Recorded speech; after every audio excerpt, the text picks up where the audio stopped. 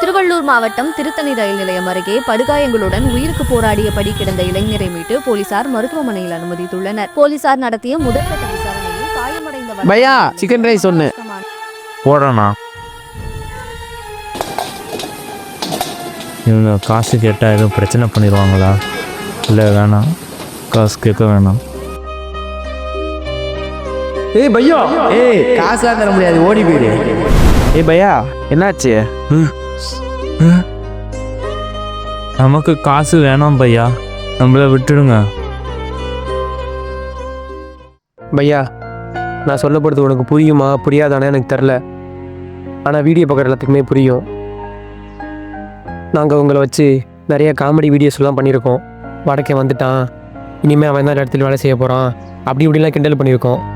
அது தப்பு தான், இல்லைன்னு சொல்லலை. ஆனால் ஒரு உயிரை கொல்ற அளவுக்கு நாங்கள் ஒன்றும் மோசமானவங்க இல்லை. ஒரு சிலர் பண்ணுற தப்பால் இங்கே நிறைய நல்லவங்க தப்பாக தெரியுறாங்க.